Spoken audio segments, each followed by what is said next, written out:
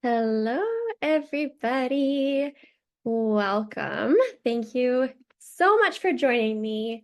If you tried a few weeks ago to join, thank you for coming back. This is going to hopefully be a very different experience and go a lot smoother. And I've got my wonderful sister Jillian, who is going to be moderating things.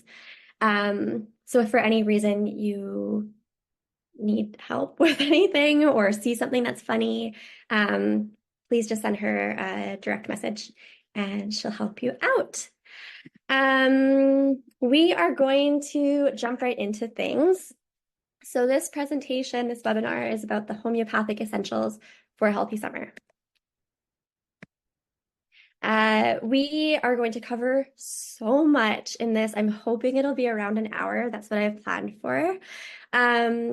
It is a lot of information, and I have a very comprehensive document that I'm going to send out afterwards. And so don't worry if this doesn't really land the first time. Homeopathy, especially if you're not used to it or familiar with it, is different than our typical ways of thinking in Western society. It's got a different approach, a different understanding of the body, a different understanding of what medicine is. So this is really just a bit of an introduction to homeopathy and then all the different remedies that you can use in the summer. So just a disclaimer before we start, essentially, this isn't medical advice. This is just information that I have to offer. If you are having a medical emergency, please seek emergency medical attention. And this does not substitute homeopathic care with a homeopath, nor does it substitute care with a doctor. So please seek for the care that you need. So a little bit about me. I know many of you do know who I am. Many of you don't, and maybe it's been a while. So hi, I'm Paige. I am a homeopath and yoga teacher in Vancouver, BC. I grew up in Alberta. I moved here 4 years ago. And I am the creator of Healing Human, which is a collective of healing modalities. Currently, we have yoga, homeopathy, and Reiki, and more will be coming with that. I am an aspiring mother, which is also a huge passion of mine. Reproductive health is a huge passion. And all of the information here is usable with young children. It is usable in pregnancy, which is what makes homeopathy one of my favorite things. And so it's very safe, very gentle. And so that definitely influences what I have to offer. It can be used with all ages. I have an academic background of anthropology, international relations, and religious studies. And I also have a diploma in homeopathy and health sciences. And so all of that kind of blends here with the research that I've done, and also my lived experience with all of this. I've always had such a love for natural medicine. I've always been drawn to what is the alternative way of caring for myself and dealing with different health issues. And I'm thrilled to be able to be here and speak about my passion and share really practical, tangible things that you can do to reach for instead of your typical pharmaceutical, which has a lot of side effects and the like. I'm a big nature and animal lover, and I have such faith in this medicine. And the more I learn about it, the more faith I have. And again, just so excited to share it. And also all of this study and with my faith and trust in nature, it also has established this faith and trust in my own body and my own body's healing capabilities, which is what homeopathy is all about. It's all about stimulating that. So the key takeaways I want you to have from this presentation, I want you to get a brief introduction to homeopathic medicine. I want you to gain confidence with using homeopathy at home. I want to give you a bit of exposure to a different perception or perspective of the body and medicine. I want to give you a toolkit and information resources to turn to when you're dealing with common summertime ailments. I'm also realizing how many typos are on this page, so we're just going to disregard that. And I want you to know that I am a resource for you and your family. So homeopathy, what the heck is it? It is not something that is really well known, and usually it gets kind of put in the same lot as naturopathy, and they're different. Naturopath, Naturopaths will use homeopathy, but homeopathy is its own entire field of medicine, and that's what I specialize in. It is this field of natural medicine established in the 1800s by doctor and chemist Samuel Hahnemann. Um, and there are 6 pillars of homeopathy. So the first one is the vital life force. This is difficult to explain because it is invisible. The way that maybe is most familiar to describe it is you can kind of think of it as your immune system. It's not super tangible. It kind of works behind the scenes, but you know that it's there and you know that it's important. Homeopathy works to stimulate our vital life force to do the job that it needs to do. When we see symptoms, when we're sick, this tells us that the vital life force is out of whack, that we've been pushed out of homeostasis. The symptoms that we are seeing is the vital force attempting to correct things. And so in homeopathy, we don't ignore the symptoms, we listen to them, we even welcome them, as you'll see soon. So another core pillar of homeopathy is the law of similars. So homeopathy breaks into 2 different words, homeos, which means similar, and pathos, which means suffering. So essentially it is similar suffering. It is like cures like. It is this belief that a substance that is capable of producing a symptom is capable of curing that same symptom. This differs from our allopathic conventional medical system, which is basically the law of opposites. You've got your antidepressants, your antihistamines, your antibiotics, all of the things that are in opposition. Here we use what's similar.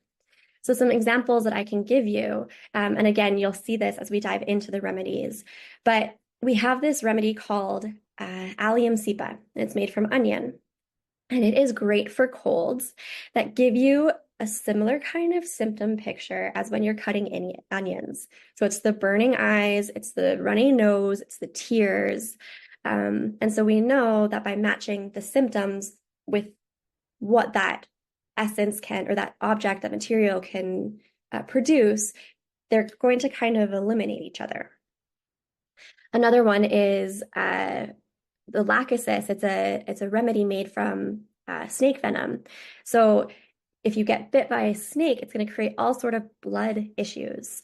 So when you have a patient that has these blood issues, you can match it with that remedy, very simply put. And as we'll see with apis, which is the bumblebee, when you get stung, it creates this very characteristic picture of, the swelling, the stinging pain, the I need to cry, this is so painful.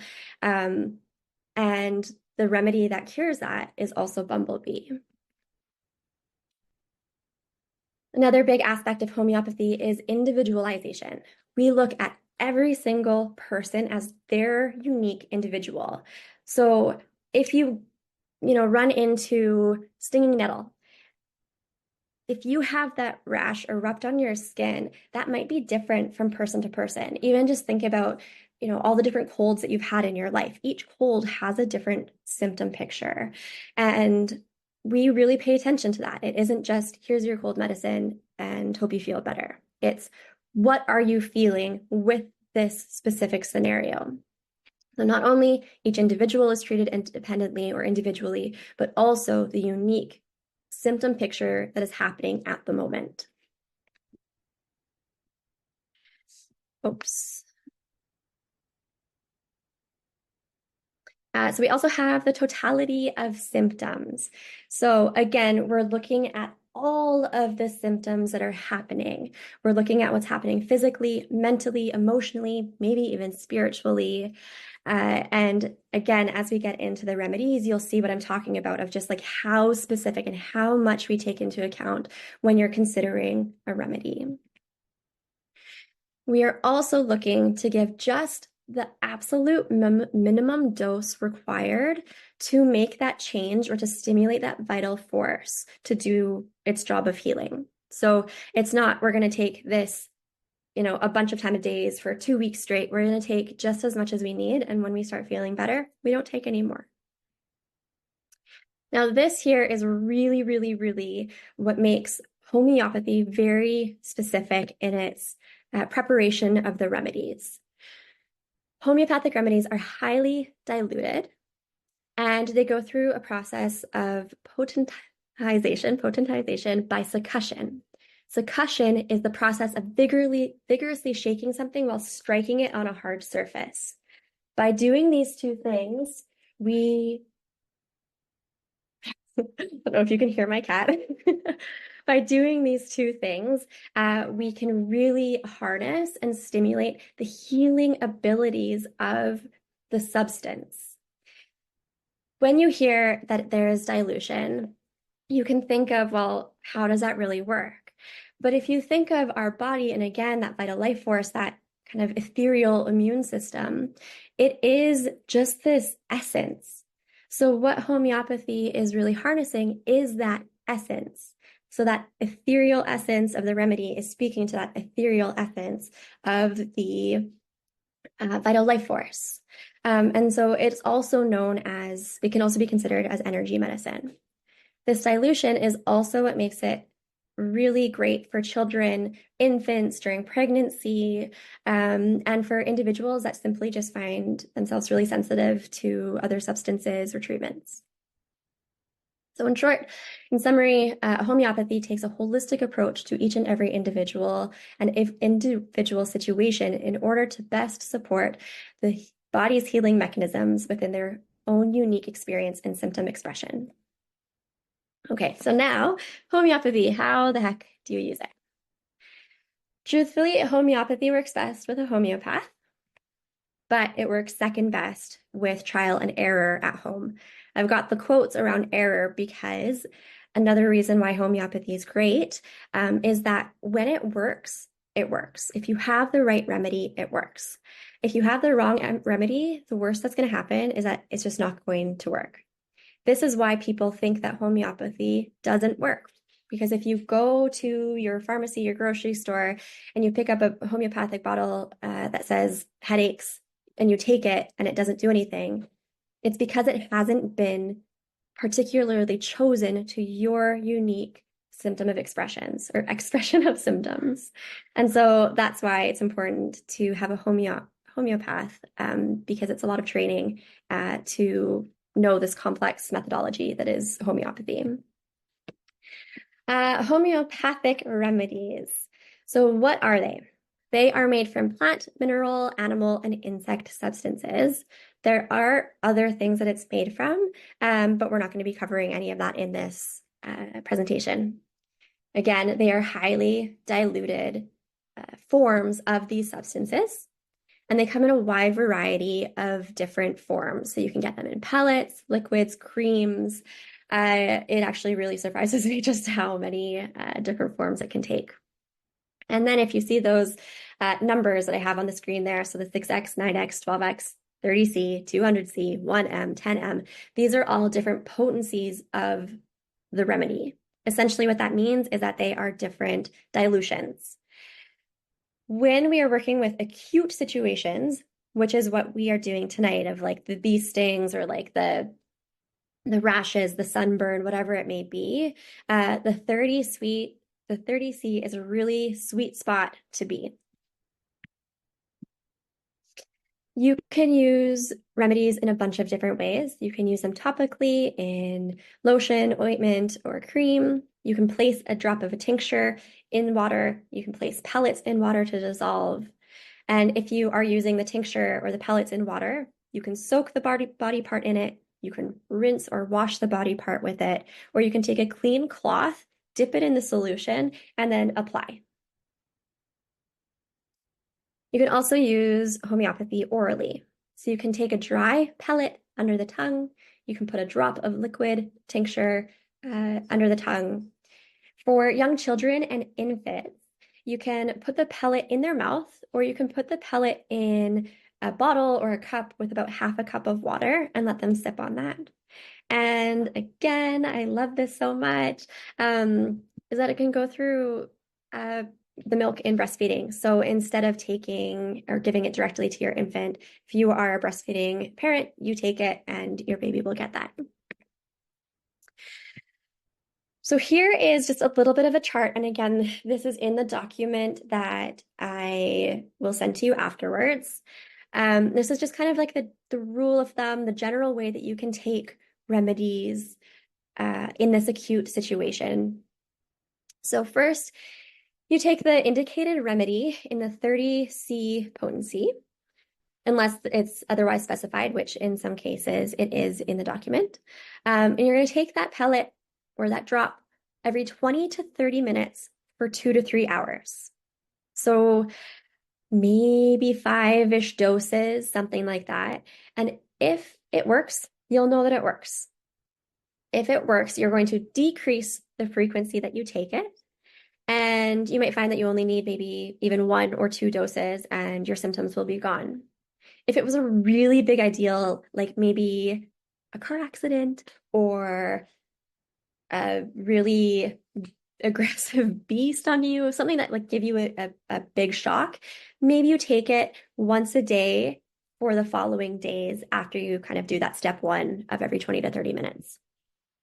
Like I said, if there's no improvement after the 2 to 3 hours of taking it, reevaluate the symptoms because we haven't chosen the right one and switch to the next best indicated remedy. If there's still no improvement after you've tried a couple of remedies, seek homeopathic consultation. Like I said, it's a super complicated system of medicine. There's literally thousands of remedies, and sometimes you do just need help, but it is also a really amazing thing to play around with at home. So we are jumping in here to the remedies and the ailments.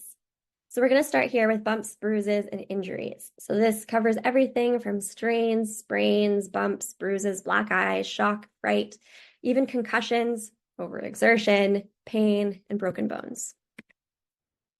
So we've got our first remedy, which is arnica. Arnica might be, like you probably use this even if you don't know homeopathy. It is very, very, very common. If you go to the pharmacy, there's tubes of arnica rub, and sometimes it isn't homeopathic and oftentimes it is. It's also known as leopard's bane and mountain arnica. So the indications, so this is why you might consider this remedy. Arnica is the first remedy that you're going to reach for in any injury. So this is any sort of overuse, maybe nosebleed, accident, shock, trauma, blows to the body, heavy lifting, overexertion. You might have black and bruises, and there's maybe a great fear of being touched. Often the person that needs arnica is like no, I'm okay, like don't come near me. With these indications, you don't need to have every single one that's listed. It's just a general picture that might guide you towards taking the remedy. Some remedies have an affinity to a specific tissue type or part of the body or even side of the body. This is kind of just like a likeness to a certain system.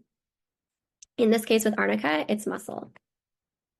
The sensations that you might feel if you need arnica are an ache as if you've been beaten. You might feel bruised, lame, and sore. Whole body might be oversensitive, and you might have a sprained or dislocated feeling. Now, modalities are something that can be very helpful in homeopathy. Again, you don't need to have all of these, but as we go through the remedies, you'll see that some of them are a little bit peculiar and kind of stand out, and that can be a really a good piece of information to guide you towards the remedy.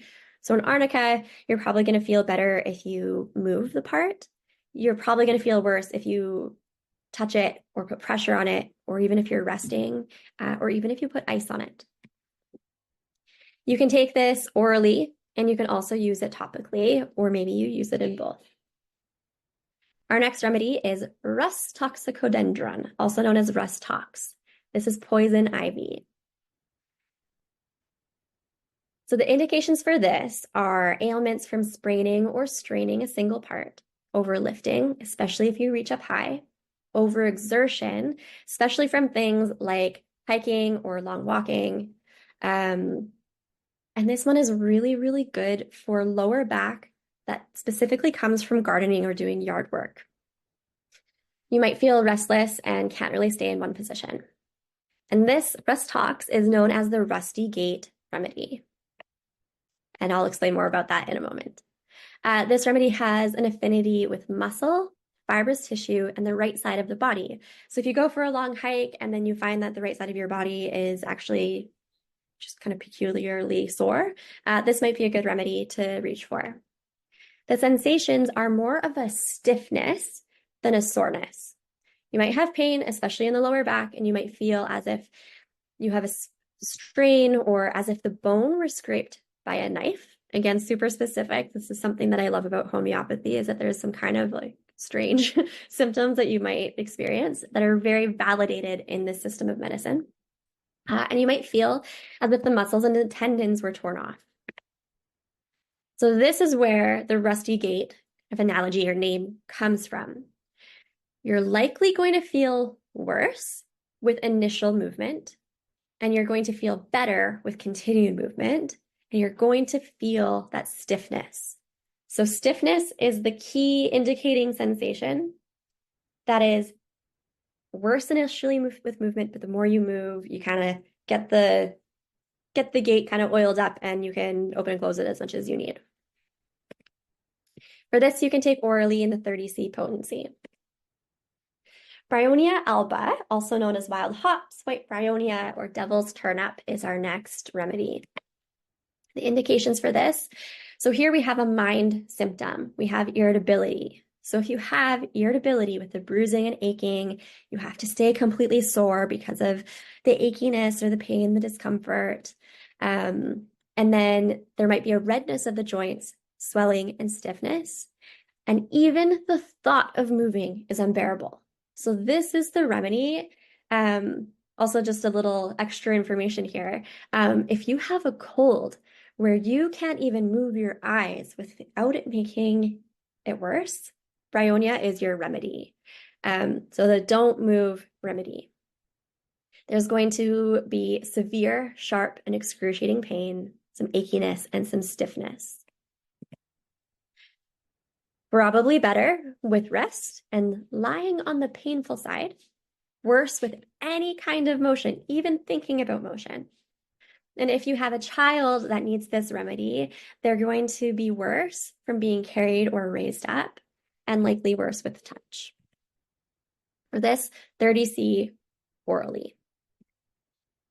Our next remedy in this section is ruta, also known as the common rue, or bitterwort. So the indications for this one is bruising or injuries injuries of the bones and the periosteum. Periosteum is the surface of the bone, the tissue that's on the surface of the bone. It's great for sprains. There's going to be great restlessness, lassitude, and weakness. This one has an affinity to muscle, and I should also say there, bone.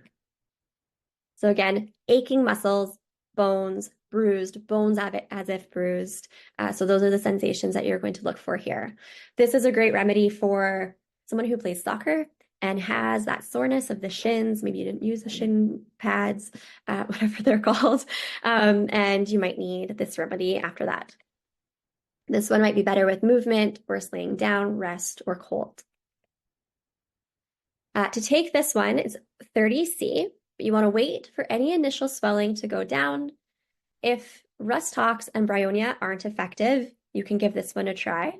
And you can use this after arnica to just kind of quicken things up if you have any issues with the joints. And again, all of this information is on the document that I'll be sending you. Next, we've got Bellis perennis. This is our daisy.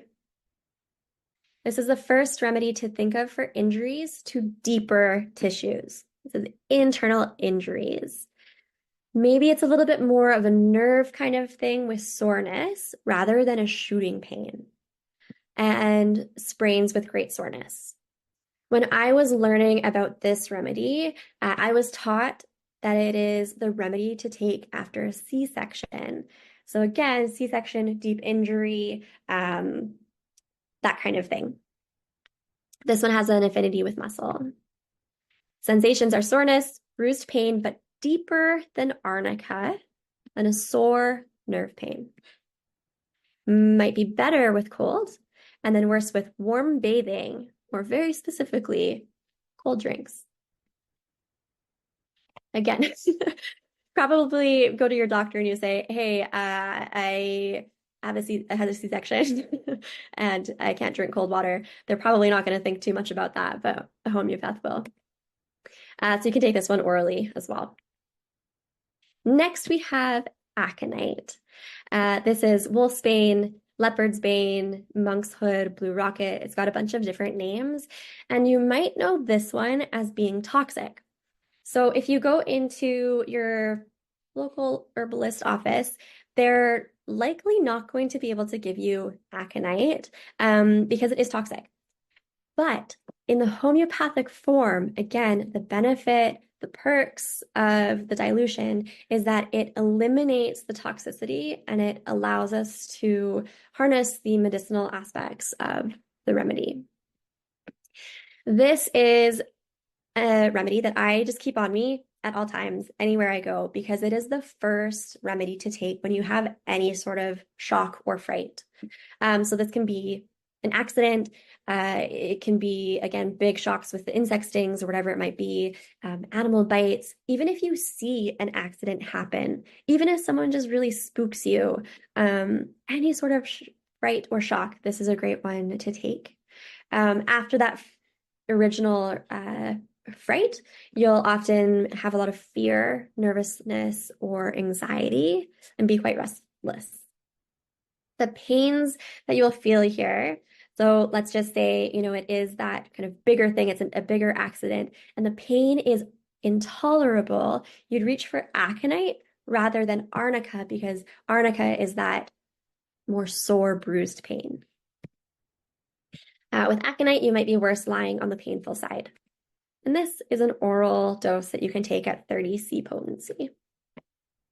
Next is hypericum. I love hypericum so very much. This is also known as St. John's wort. This remedy is amazing. It's got an affinity with nerves. And so the indications for this are any injury to like your fingers, your toes, if you get a nail that's torn off or ripped. It's also good for any injuries to the head, to the spine. So you can think of this one for a concussion. You can also think of arnica for a concussion because of that kind of the first remedy to take. And you might have some spasms after the injury. Hypericum has shooting pains. There's a great sensitivity to touch. You can often trace these pains up along the nerve, and there's excessive painfulness, burning and stinging pains. This remedy did actually it worked wonders for me a couple of years ago. I had a filling done, and the dentist had hit one of my nerves, and it was excruciating pain. It felt like my tongue was getting electrified all day, any day, with any sort of movement or touch. And this just completely took it away. It was amazing. So you can take this orally in a 30 C potency. If it is an injury to the mouth, like I mentioned, you could also you could put a pellet or a couple drops of the tincture in a cup of water and you can swish it around your mouth. Ledum is our next remedy. This is known as marsh tea, Labrador tea, rhododendron, tomentosa, marsh raspberry, marsh rosemary, or wild rosemary. So lots of different names. This remedy is indicated when there are bruises with excruciating pain, discoloration of mottled purple. So mottled is kind of like a speckled, kind of patterned kind of bruise. And then with excessive swelling. This is good for bruises that remain a long time after an injury. And very peculiarly, this is for bruises that are cold to the touch, but to the person, they might not actually feel like it's cold, but that's a way that you can tell if your little one has a bruise and you touch it and it's cold. This is a good remedy to try. Also good for black eyes. The sensations that you feel here are going to be a dull aching in the injured area with excruciating pain in the bruises. Might be better with cold and rest, worse with warmth and motion. To take this, you can take it orally in the 30C. So, broken bones, I included this in the original slide, but I'm actually not going to talk about any remedies with it because it does just require a little bit more specific care. I've had two patients that I've been able to help with broken bones, and it's been a very, very cool experience to see just how effective it is. And so, yes, I really encourage you, if you do have a broken bone, big or small, even if it's just a crack in it, to reach out to a homeopath or me, and I can help you with that. Next, we move on to cuts, scrapes, and wounds. This is probably the way that I use homeopathy the most. So we've got our calendula. This might also be one that you are familiar with. Often if you go to farmers markets or health food stores and you're looking for something for eczema or something on the skin, calendula is in it. But again, this is a specific preparation of calendula in the diluted and succussed form. So this is also known as marigold, gold bloom, and I'm growing it in my garden right now, and it's beautiful, and I can't wait to harvest some of it and make things with it. The indications for this, so this is the first remedy that you're going to think of for any superficial cuts, scrapes, abrasions, or wounds. This is going to be an open, shallow wound that maybe doesn't heal or might even kind of create an ulcer. There's excessive pain or bleeding, especially out of proportion to the injury.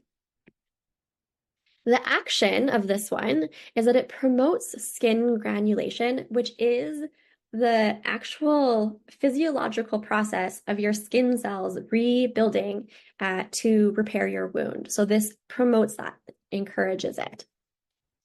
The indications, or sorry, the sensations that you might feel here are rawness, stinging, sore, inflamed, and any pain that feels out of proportion to the wound. Might be better with rest, worse with touch and motion. So this one you can take 30C, you can use it topically or both. This remedy is really nice in a spray bottle that you can just spray on your wound, especially when it's mixed with hypericum, which I believe is the next remedy in the slide, to address the wound. You can also, let's say you cut your finger, you can put them in a little cup and you can soak that part of your body. Or like I mentioned before, you can put a clean cloth, soak it in the solution, and then place that on the surface of your skin. This one comes with a bit of a warning. Do not use it on a deep or puncture wound, because if you think of the action, the skin granulation, so if you have a deep wound and then the surface of your skin starts to heal, it can trap in any bacteria, and it doesn't, that's a recipe for disaster. We want to heal from the bottom of the wound up. So our next remedy here is hypericum. So we've seen this again, and you're going to see a number of remedies here for many different ailments. And this, I just clearly love homeopathy because I keep saying, this is a reason I love homeopathy. But it really is why I love homeopathy, that each material has so many different ways of healing, so many different symptoms it can create and therefore cure. And so with one remedy, you can be able to have a tool for so many different scenarios. So we saw it in the injuries, and here we also see it in the wounds. So this is for any punctured or lacerated wounds. So kind of like if you cut the laceration is if you cut your finger with a knife, for example. Again, wounds that are rich, wounds on any area that is rich in nerves. Here, a little bit more specifically, wounds that yawn swell, look dry and shiny on the edges. You might have some spasms after you've been wounded in the area around. Might be red and inflamed. And this is also great if you have been bit by an animal and it's injured some of the nerves. So again, we've got that nerve affinity. The indications, the sensations that we're going to feel are shooting pains. So same that we experienced or that we saw before with the pain that can be traced up the nerve, excessive painfulness, burning and stinging pains, this time all associated with a wound. You can take this orally. You can also use it topically in a cream, wash, or soak on top of your wound. I love this combination of the hypericum and the calendula in a water spray bottle, which you can also get from me if you're interested in it.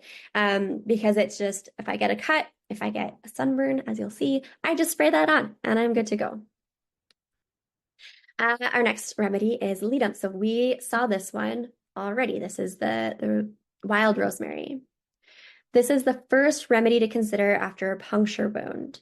So any wound that is produced by a sharp pointed instrument or bite. Just like the bruises, the wound here in this case will be cold to the touch. These are wounds that bleed only just a tiny bit, but are followed by a lot of pain. You might see some twitching near the wound. Sensations might be a dull aching or an excruciating pain, like in the bruises. Better with cold and rest, worse with warmth and motion. This you can take in a 30C potency orally. Our next remedy is silica. This is indeed the same kind of material, but I definitely do not recommend that you try that other material. But those little kind of silica bags that you get when you buy things and it kind of absorbs the moisture, that is indeed the material. But this is the homeopathic medicinal form of it. And it is great for wounds that pus. It's great for splinters, slivers, thorns, any foreign body in the tissue. An oversensitivity to pain. There's probably going to be some inflammation with thickening and hardening of the skin and slow healing wounds. Surprise, surprise. Sensation is as if you have a splinter. This is the #1 remedy to take if you have a splinter. You might be better wrapping it up, worse with exertion, motion, pressure, or uncovering. This you can take in the oral 30C potency. So next, I think that this is my favorite portion of the presentation because we're looking at the bees or the bites, the stings, and the allergies. And so again, like I said, a remedy has so many different uses. And yes, we look at things, it's called an etiology. When there's a specific thing that happens, this is the remedy that you want to consider. But this, I just want you to keep in mind, just the general symptom picture. You're going to see this also in the sun section, where if there's just a specific set of symptoms and it's not tied to a bite or a sting, you can still use that remedy. It might just be maybe a rash that you got from the grass, or it might be from the sunburn. So just something to keep in mind. So this is for bug bites, any stings, any allergies that you have to the insects can also be applicable to jellyfish stings or stingray stings and any skin allergies. So again, we see our ledum. This one is for any puncture or bite. So again, we looked at this with the wounds. So anything that is produced by a sharp pointed instrument or bite. Wound is going to be cold to the touch, maybe a little bit of blood. And this is going to be your first one to think about with a tick bite. So again, we've got the dull aching and perhaps some excruciating pain, especially if it was a bug bite, or sorry, even with the bug bite, there might be some bruising. Again, better with cold and the rest, worse with warmth and motion. So this one you can take in 30C. That's just a great kind of grab and go.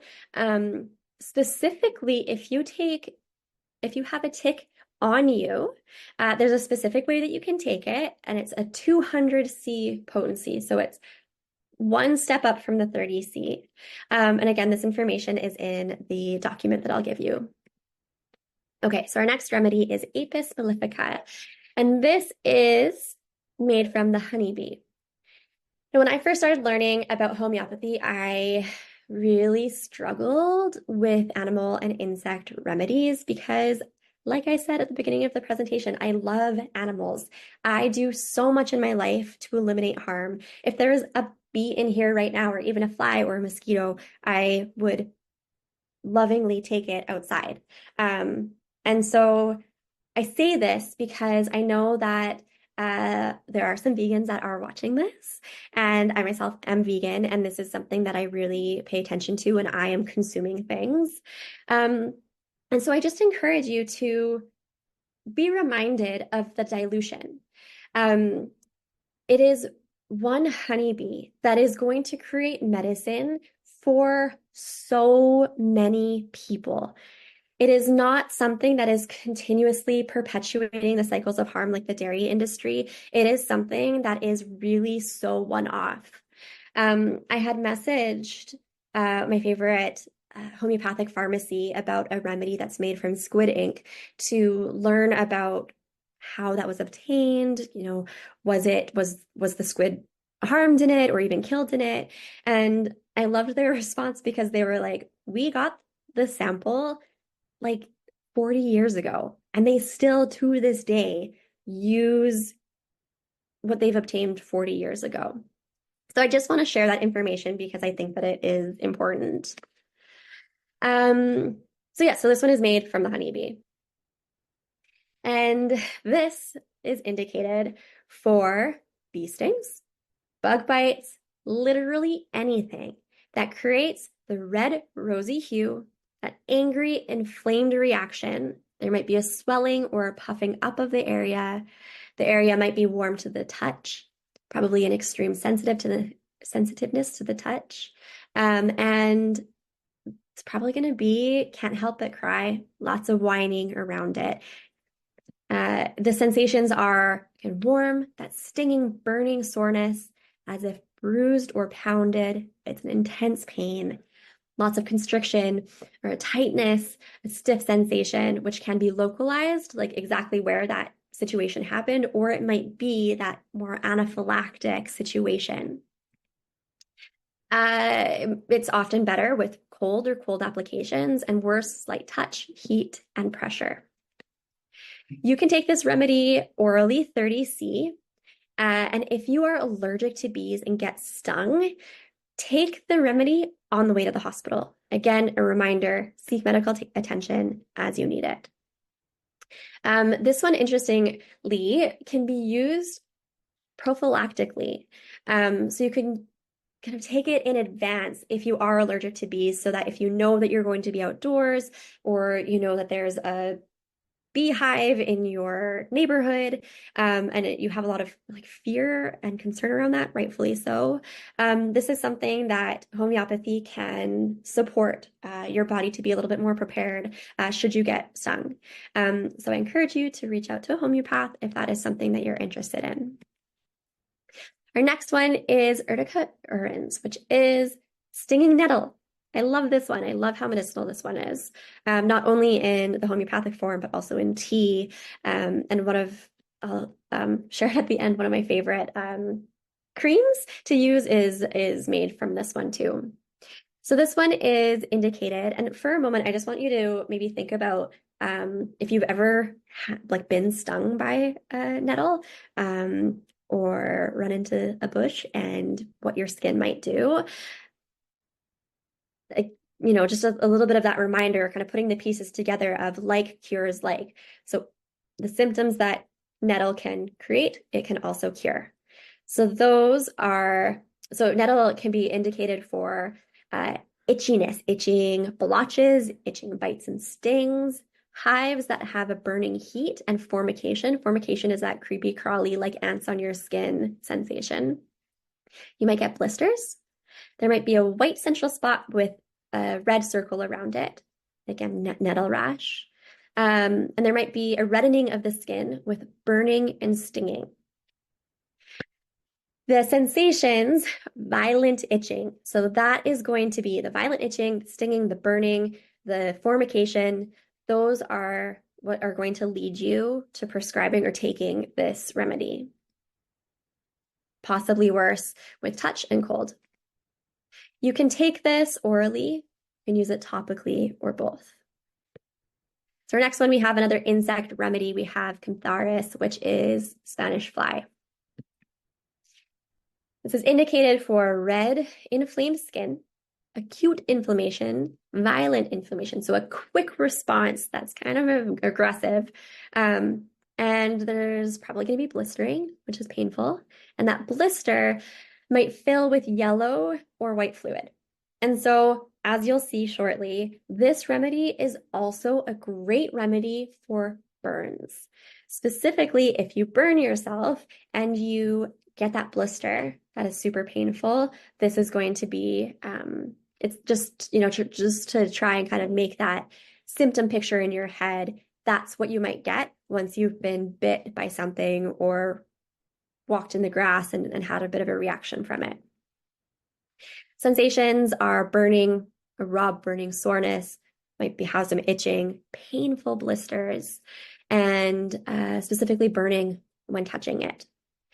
This, just a little bit of a note, when you're looking between apis and cantharis, so cantharis has more burning than stinging and more blistering than swelling, and apis is the opposite. It might be better with warmth or rubbing, worse with cold, touch, or pressure. You can take this in 30C, or you can use it in you want this one to be very diluted tincture, or both. This one, so funny little story. Just recently, my landlord came over to do some yard work, and he got stung by a bee, and he let me make this little paste for him as I was out in the yard grabbing my lemongrass and all these, or my lemon balm from the garden. But anyway, something that you can do for any stings and bites too is that you can make a baking soda paste. So you put a little bit of baking soda with some cold water, just enough to make a paste of it. You can put it on the area that's affected, leave on for 5 to 10 minutes, then wash off and repeat as needed. Now we're in the sun section. So this is covering sunburns and other burns, sunstroke, and sunscreens. So here we see our calendula again. This is for those superficial burns and scalds, and you might have that excessive pain, especially if it's out of proportion to the burn. Again, this just helps the skin heal. Sensations, you might have that rawness, stinging, sore, inflamed, might be a little bit red, maybe better with rest, worse with touch and motion. And this one, again, orally, you can take it. You can use it as a topical application. We went on my husband and I, we went on our honeymoon to Indonesia, and there was a little bit of sunburning happening. And my husband was absolutely obsessed with the calendula hypericum cream that I had brought with us, and he absolutely swears by it for sunburns. We see again our nettle, our Urtica urens. So this is sunburns affecting the top layers, the burns and scalds. It might blister, and there might be a bit of a reddening of the skin with the burning and stinging. This might be the sunburn that itches, and you might have that crawling kind of sensation. Worse, maybe with the cold. You can use it orally or topically or both. We see our cantharis again. This is, again, the sunburns, burns, and scalds, redness and inflammation. This is great for the blisters that kind of break, and you might have a little bit of a wound that's left after that, so that kind of ulcer after the blister. You've got the burning, the raw, burning soreness, itching, burning specifically on touch, and the painful blisters. You can take it 30C or use it in that diluted tincture topically.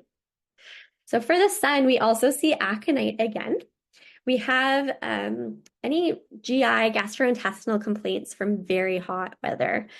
So you might just have a day out and you're on vacation or whatever it is, and your tummy is not happy and it seems very correlated with the hot weather. Aconite is your remedy, and you can take that one orally.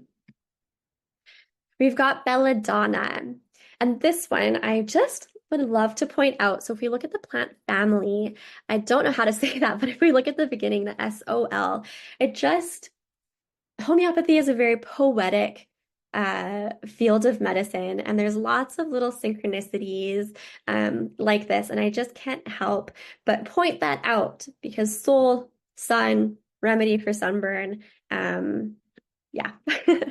So here we can do both sunburn and sunstroke. So for the sunburn, the belladonna picture is going to be the red, hot, flushed skin, bright red swelling, and it's going to be dry. This isn't going to be the hot, perspiring skin. It's going to be dry red, because that is just so belladonna.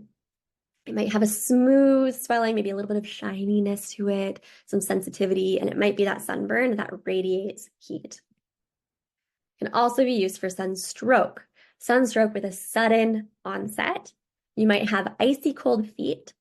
Again, that dry red skin, radiating heat. You might have that rapid pulse, the throbbing arteries in your neck. And you might have some anxiety or fear around it. And interestingly, your skin might go red and pale, alternating. Sensations are the throbbing, the acute pain, the sudden pain, and burning. This one you might be better kind of sitting halfway up, and worse with touch and lying down. You can take that one 30C.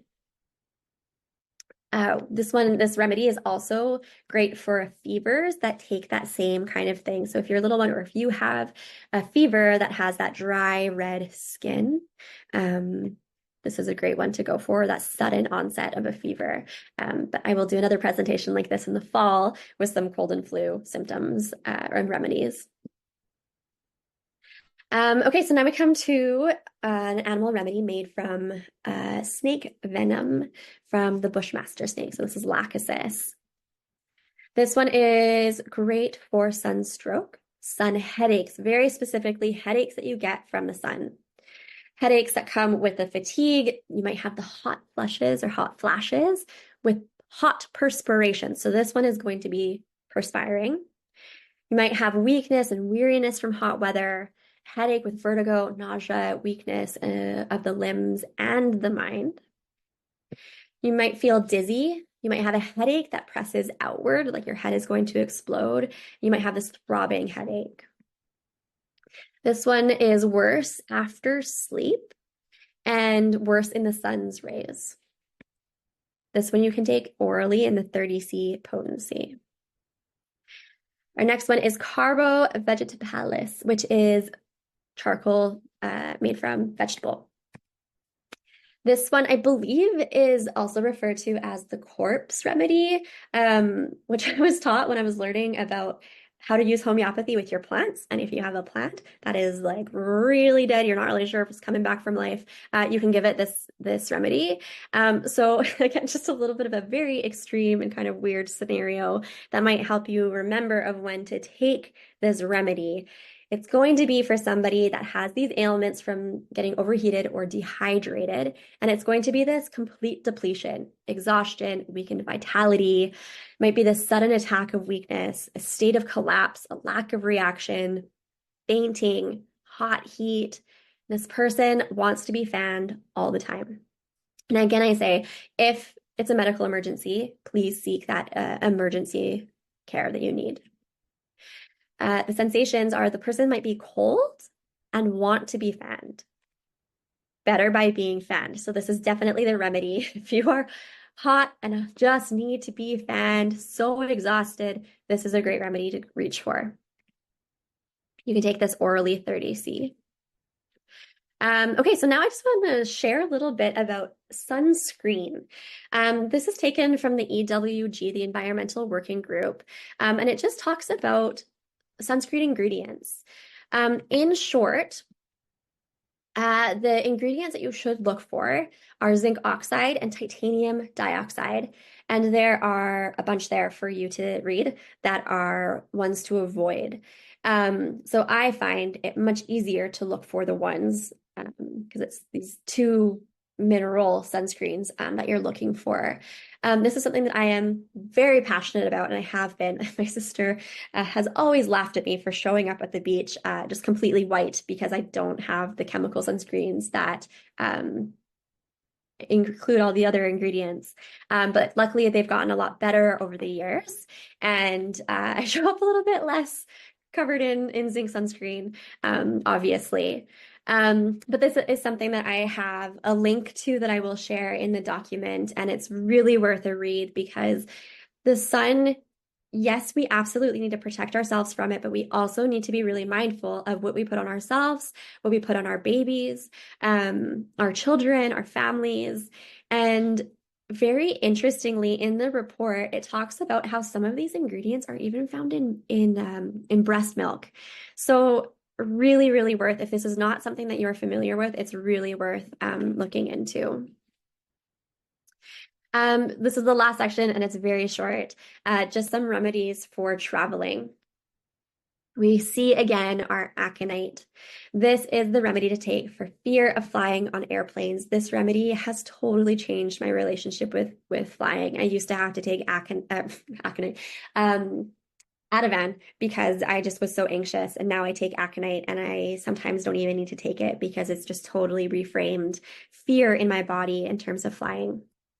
This one you can take in that 30C potency. You can take it whenever that anxiety starts. So if it's on the way to the airport, if it's at the airport, if it's getting onto the plane, you can take that really every 20 to 30 minutes and then as needed in the flight. We've got our cocculus, which I really wish that my parents knew about this one when we were children, because it is for motion sickness from any sort of travel. And you might even experience that motion sickness if you're watching something go by. So this is going to be the nausea and the vomiting, feeling weak, bit of vertigo, wanting to lie down and watch something still to stabilize the queasiness, maybe some tiredness. And then specifically with the jet lag, it's going to be the symptom picture of nausea, tiredness, dizziness, and weakness. And you might be better with lying down and heat. So you get out of that car, lay down. Your kid just wants to lay down. And worse with eating. Food is not going to settle the stomach here. So you can take this in 30C potency just before the journey and then as needed throughout it. If you do have children that have this, or I mean, even for yourselves, if you experience car sickness, you can also put a couple of pellets in a water bottle and just sip that throughout your journey. We have chamomilla. This is a very, very important remedy, specifically for children. But in this case, it is for oversensitized kids that scream and will not settle during a flight, either due to an earache or just the nervous system is overwrought. This is one that my homeopath absolutely swears by, and she says that she wishes every parent knew about this. You can take this orally in the 30C every 30 minutes until the child settles and then is needed. And then arnica for jet lag this time. Jet lag when you have those same sore, bruised, achy, tired, dull, out of it kind of sensations. And you can take this a few days throughout your flight, leading up to your flight, and then as needed in your new time zone. Okay, so now you've made it to the end. We covered so much. I am so grateful that you have stuck with me here. And I know when I was first introduced to homeopathy, I was so overwhelmed and I didn't even know where to get them. I didn't know what they were, I didn't know how to use them. So you can get homeopathic remedies many places. You can get them from health food stores. Some pharmacies have a little section of it. Amazon is pretty good. And then I have an online store that I just opened today that has homeopathic remedies. And specifically, I'd like to share with you, I'm so excited about this. So I have some remedy kits.